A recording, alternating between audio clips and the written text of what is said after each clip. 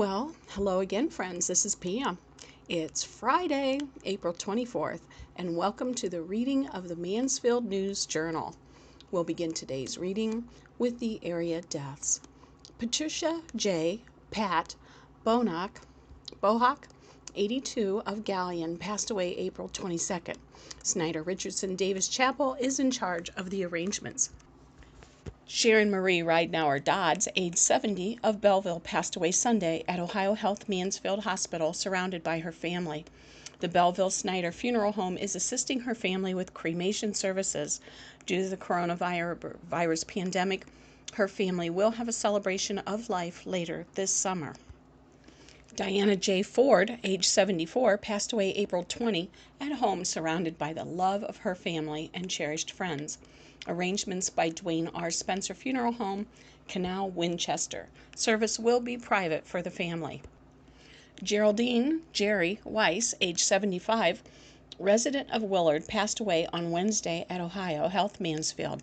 Graveside services will take place on Tuesday at Greenwood Cemetery in Willard at 3:30 p.m. Secor Funeral Home. That concludes the Friday Mansfield News Journal area deaths. Now, let's get to our first article.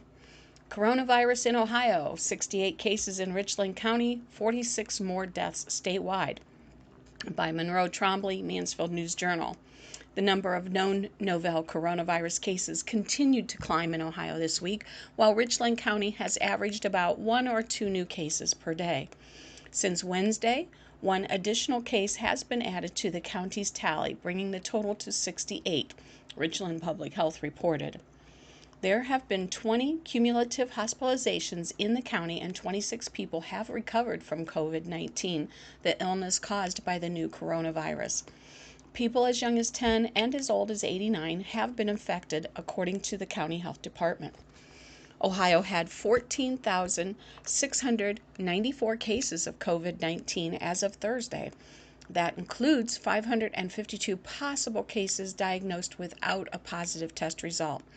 Cumulatively, 2,960 people have been hospitalized, and the death toll rose by 46 to reach 656. There have been 102,325 tests administered in Ohio.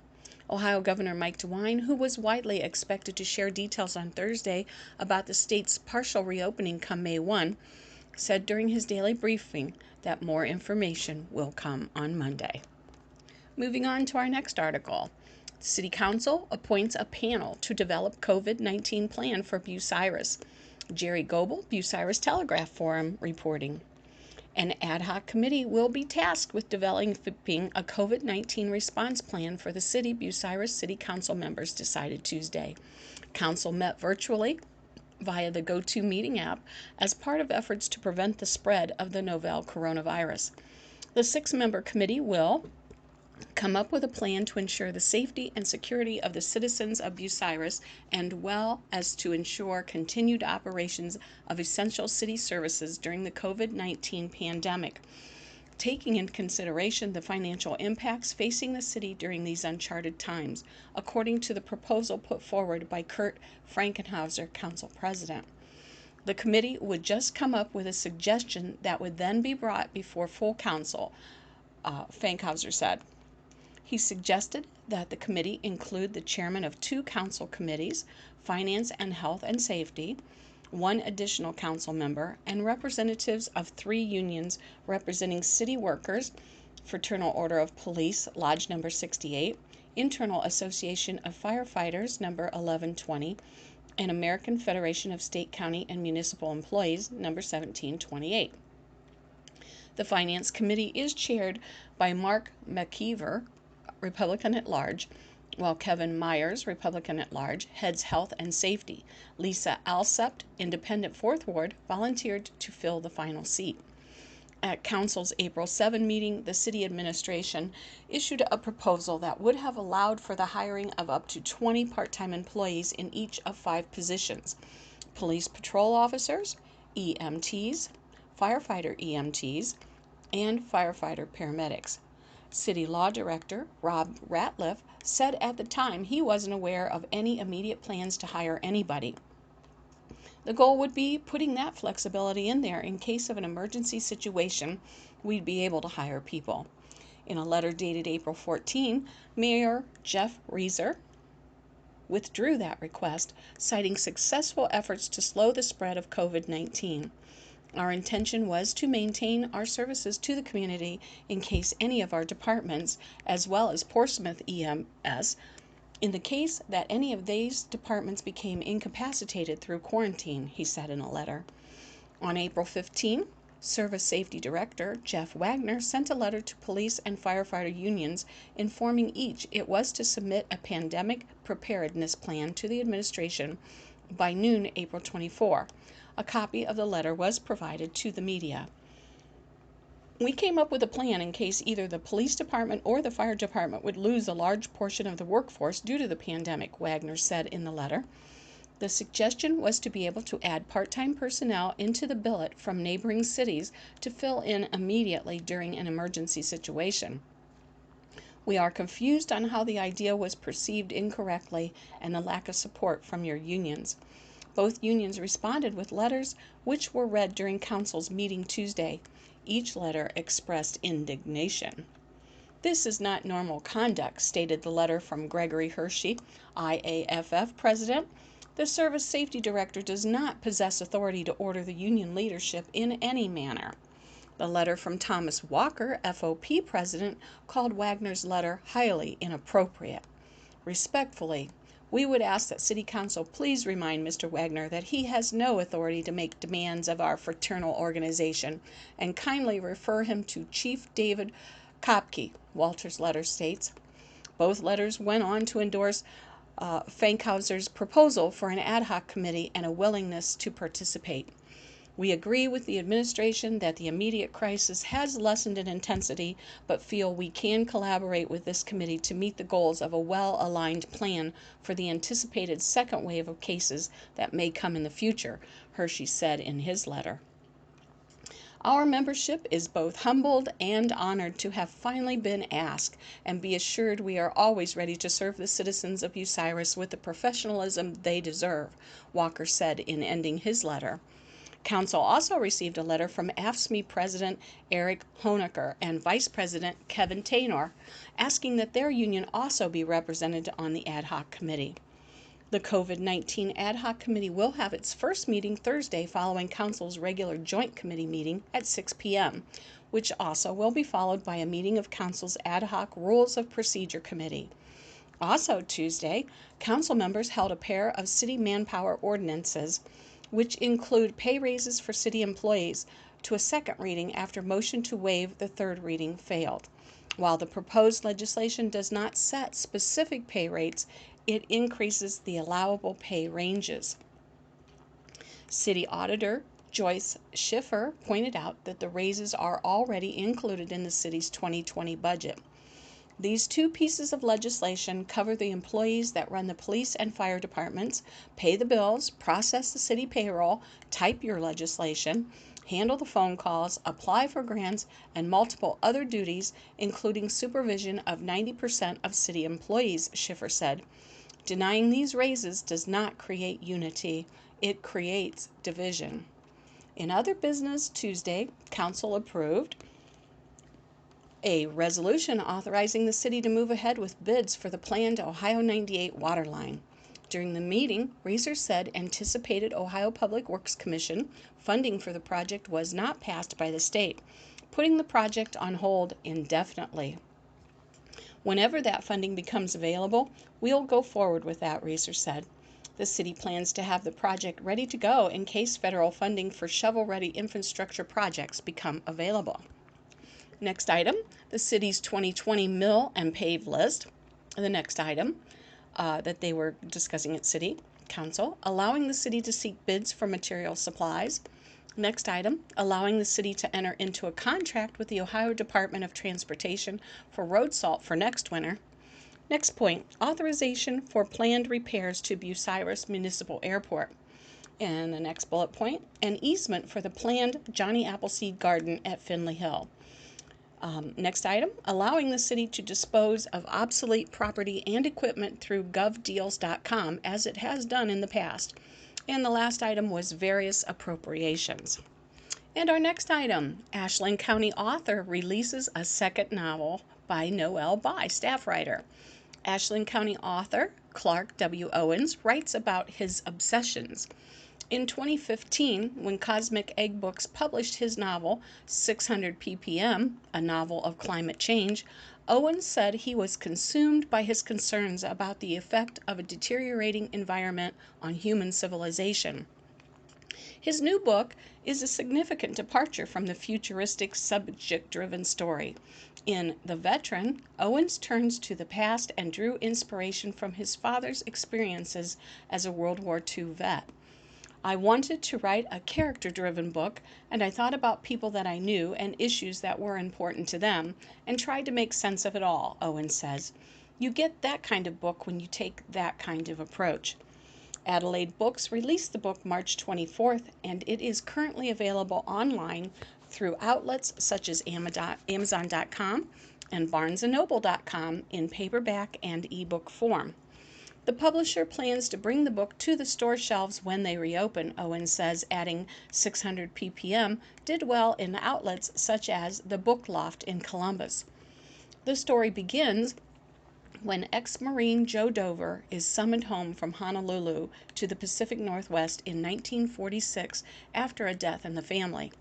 The bulk of the story takes place in California during the 1960s and early 1970s as Dover winds his way through 2 marriages and fatherhood, navigating the Cold War era manners and morals. It's literary in nature, and whenever you read that kind of book, I think you read it for the language, you read it for the story, you read it for the characters, Owens said. You're not necessarily reading for a message, although ideas will come to you about what this means or signifies to you. Owens noted on holidays such as Memorial Day and Veterans Day, the word hero is often associated with the vets, and rightly so. People who make that sacrifice and people who accept that call of duty, those are heroic acts, Owens said. But at the same time, I majored in literature, and in literature, when you say the word hero, you think of the Iliad. You think of the larger-than-life character. But in real life, they're life-sized. The hero of Owens' novel, however, has feet of clay. He cheats on his grades, he cheats on his wife. He's not a perfect person, Owens said, and he also doesn't understand everything about why he went to war or why the world looks so different after the war than it did during the war. Why are the Russians, who were our friends and allies, suddenly the major enemy?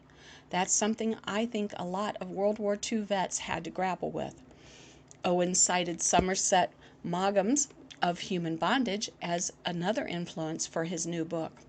When I started reading Of Human Bondage, I was very, very moved by it, and I was struck by the story of somebody who's obsessed with a woman who is not good for him, Owens said.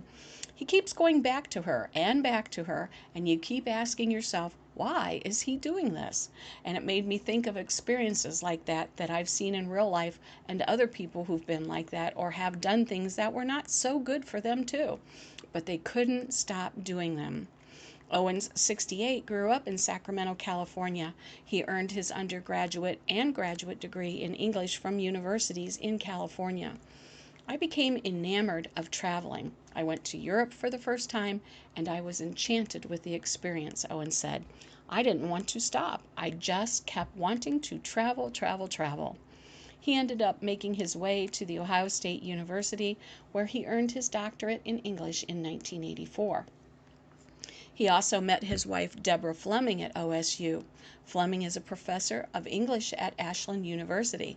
A poet and writer in her own right, her award-winning book, Resurrection of the Wild, Meditations on Ohio's Natural Landscapes, was published by Kent State University Press in April 2019, and she also has published 2 collections of poetry and a novel.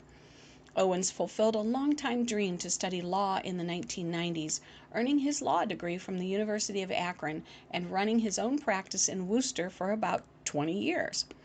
Owens has lived in Ashland County for 27 years, and he and his wife make their home on a farm in Perrysville. A member of the Academy of American Poets, Owens has published short fiction and poetry in a variety of literary journals. In 2013, Owens' book, Son of Yahweh, The Gospels as Novels, was published by Christian Alternative Books. Moving on to our next article. Jeremy Sechrist will be the next Lexington superintendent, replacing Mike Ziegelhofer, by Mark Cottle, Mansfield News-Journal. In Lexington, Jeremy Sechrist will be the next superintendent for the Lexington local schools. The Board of Education voted 5-0 at a special meeting Tuesday to hire Sechrist to replace Mike Ziegelhofer, who announced last week he will retire on August 1st after 32 years with the district.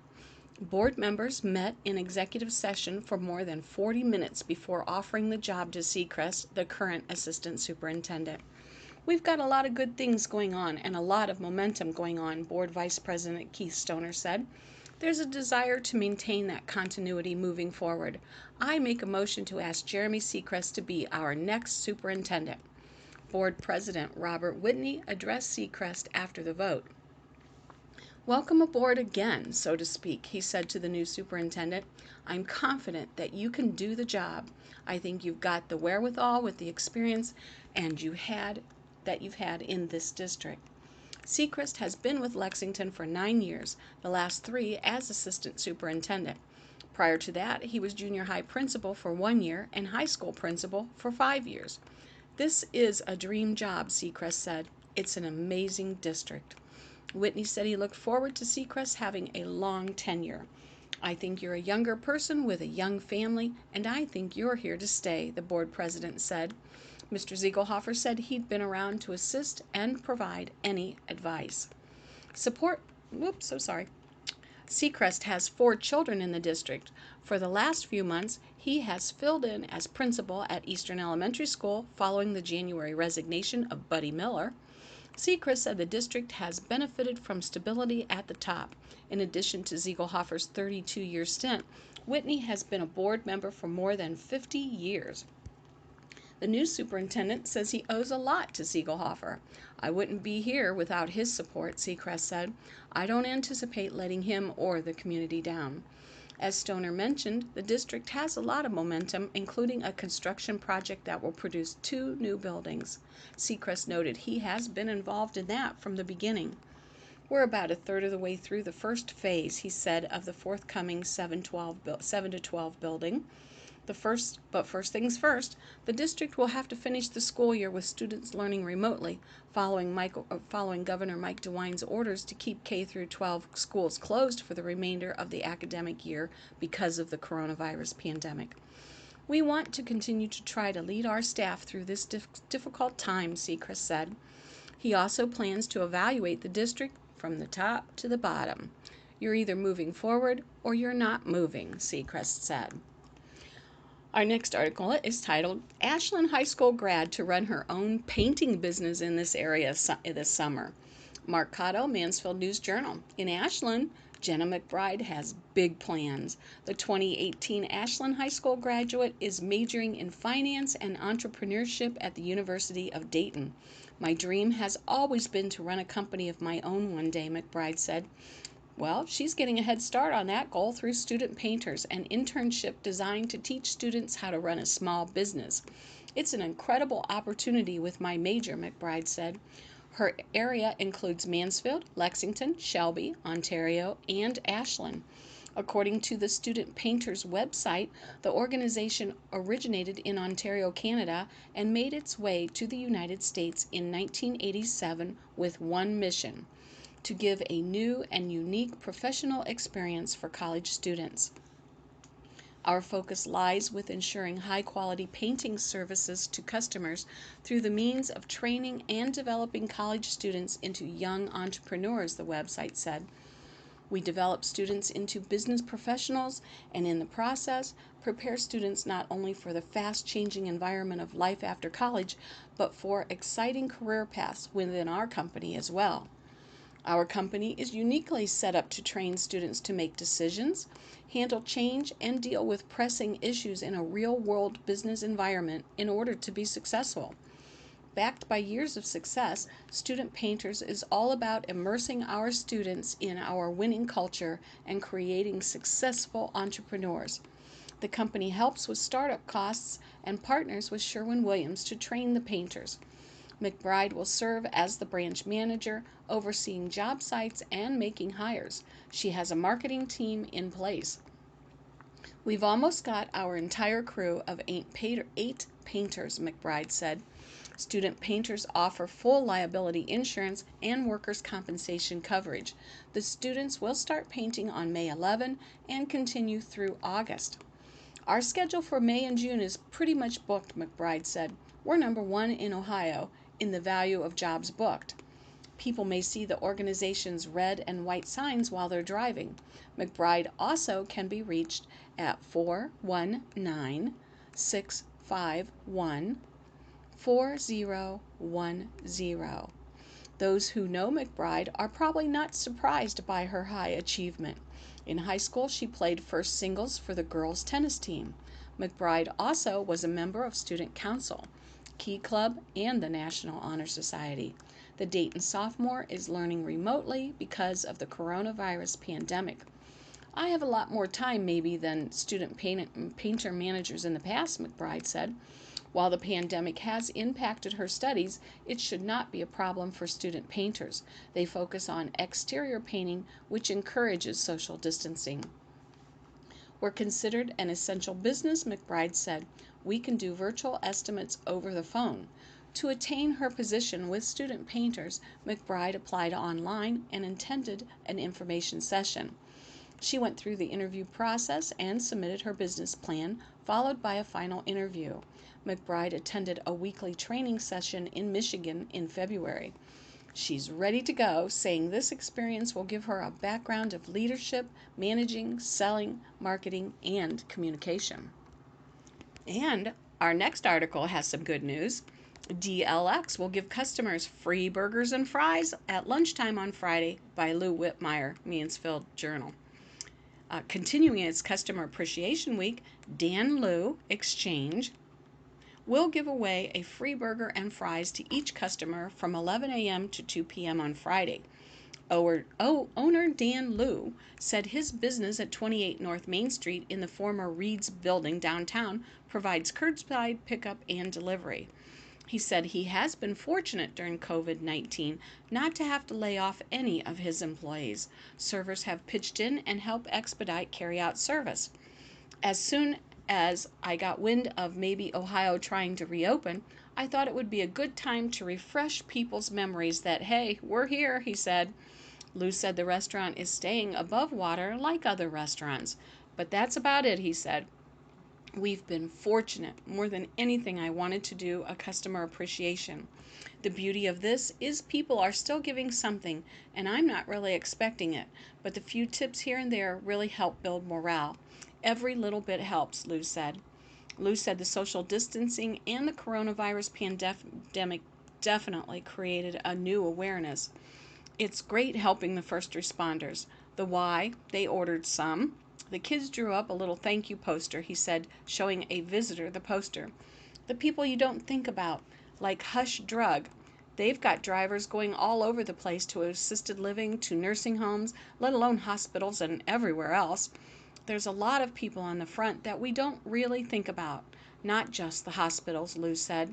We just want to show everyone the customer appreciation and at the same time create that awareness that whatever we can do too. Carry out and free delivery of the Chinese food has helped his business while restaurants are not allowed to have inside dining. Support local journalism. Oh, I'm so sorry about that. Those of us who are primarily dine-in, they're the ones who have primarily taken the biggest hit, Lou said. I'm really proud we didn't lay anyone off. Governor Mike DeWine is expected to release some elements of his plan to reopen businesses on Friday. We'll be ready, Lou said. I think they're still trying to figure things out. Well, our next article is titled Coronavirus. Here are employers who are hiring in Richland County, Mansfield. With non-essential businesses closed, a state unemployment system that has been plagued with frustrating delays and stimulus checks still on the way for some, Unemployment claims in Richland County continued to climb this month, but there are several employees in the area considered essential that are looking for extra help. Charlene Newman, Director of Richland County Job and Family Services, said the following companies are hiring for the following positions: Kentucky Fried Chicken, KFC, cooks, team members, assistant managers, and shift supervisors. Ohio Health at Mansfield, Marion, and Columbus locations have positions for nurses, patient support assistants, laboratory professionals, medical assistants, environmental service associate/custodians. StarTech is looking for customer service representatives. I'm so sorry. Mid-Ohio Spherion is looking for general labor, maintenance, and packagers.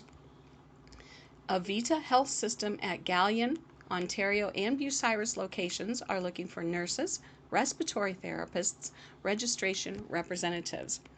Richland New Hope is looking for direct service professionals. On Thursday, the Ohio Means Job website showed over 1,200 job listings within a 10-mile radius of Mansfield. Other employers that have job postings on the state website include Kroger, Dollar Tree, Domino's, Circle K, Panera, Panda Express, Home Depot, Meijer, Denny's, Chipotle, Taco Bell, and Lowe's. And now, police calls from the local area. Officers arrest a man after he runs inside a house. 1100 block of Harwood Drive. Officers were dispatched Wednesday to a disturbance and found a 23-year-old man sitting in a vehicle. He was arrested and charged with drunkenness, possession of drugs, marijuana, and possession of drugs. Schedule 3, 4, and 5 substance. He was taken to jail. The 300 block of Newman Street. A 45-year-old man told officers Wednesday that his firearm was stolen from his residence before he was incarcerated in November. The man told officers he had a suspect. The 100 block of West 4th Street. A woman reported a 4-year-old girl Wednesday had visible injuries that she believed were caused by a 31-year-old man. Orchard Street. A social worker from Nationwide Children's Hospital Wednesday sent Mansfield Police Department a referral reference to domestic violence allegations in reference to 2 children, ages 12 and 13, by their parents. Harmony House, 124 West 3rd Street. A 26-year-old man was taken to a hospital after officers found suspected heroin hidden behind the ceiling light in a bathroom. He denied the drugs were his, but said he had taken drugs recently. The 1000 block of Wyandotte Avenue. Officers were called to the scene Wednesday on a report of a 30-year-old woman who was overdosing on the living room floor. She was administered naloxone and taken to a hospital. On the 400 block of Woodland Avenue, a man Wednesday reported his wallet stolen from his pants, which were upstairs on Wednesday. 200 block of North Main Street. A 46-year-old man Wednesday was reported missing. A woman said the last time she saw the man was on April 18. 400 block of West 5th Street. An 84-year-old woman Wednesday told officers unknown culprits gathered her information off her debit card and had been making purchases totaling $1,367.46. Roland Avenue. Officers Wednesday saw a suspect in the yard who was known to have an active felony warrant. He ran into the house and officers followed him and he was apprehended. He was taken to jail on the warrants and on a charge of obstructing official business. In the 1200 block of Harwood Drive, a woman told officers Wednesday someone broke into her house and stole $200 from her purse. She has a suspect. On the 500 block of Reed Street, a 15-year-old boy Wednesday was reported as a runaway. Well, my friends, this concludes the reading of the Mansfield News Journal for Friday, April 24. Please forgive me for my tongue-tiedness and for accidentally reading those advertisements in the middle of the article. But this is Pam saying, please stay safe if you can. Stay in your house and be blessed and make it a great day.